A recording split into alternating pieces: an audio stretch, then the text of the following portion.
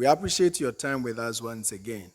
We are here again to dive into scriptures to understand the mysteries behind it. A lot of people have come to believe that the Bible contradicts, and one of the most arguments centered on one scripture, comparing it to another in the book of Psalms. And these scriptures, one way or the other, sounds logical to them to mean that it contradicts. Psalm 127 verse 2 and Psalm 128 verse 2. Let us look at what it really says. Now, in Psalm 127 verse 2 says that, in vain you have get up early and stay up late, working hard to have enough food. Yes, he gives sleeps to those he loves. In Psalm 128 verse 2 says, you will surely eat what your hands have worked for. You will be happy and it will go well with you. So people have come to mean that these scriptures in comparison contradicts. Why? Because in Psalm 127 verse 2, the writer is saying that when you get up early, stay late, working your way out to survive, it's in vain.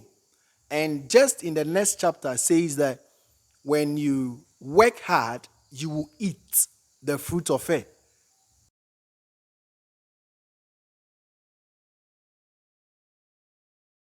Let's understand it deeper by trying to read it in the context of reading. It will help us so much.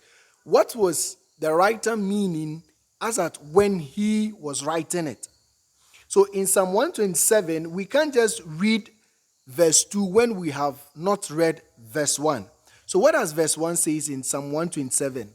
It says that unless the Lord builds a house, the King James will say, except the Lord builds a house, the builders labor over it in vain. Unless the Lord watches over a city, the watchman stays alert in vain.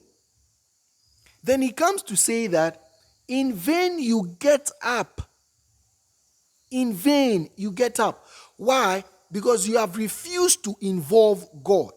Simple. Which means that you're rising up early, sleeping late. Unless you involve God, you are not going to enjoy that labor. So this is to mean that if you want to enjoy labor, except the Lord is in it, which means at the end of the day, invite God. Now, in Psalm 128 verse 1 says, how happy is everyone who fears the Lord, you who walk in his ways. You will surely eat. Which means that those who fear the Lord and walk according to his ways will surely eat. How does this scripture contradict when it is actually speaking for itself in the context of reading?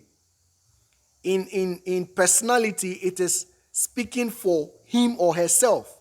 Why? Because the scripture states categorically in the first one that except you involve God in the process of life, you will not enjoy the labor. And another is saying that until you fear the Lord and walk in his ways, you will not enjoy labor. Contradiction is not there.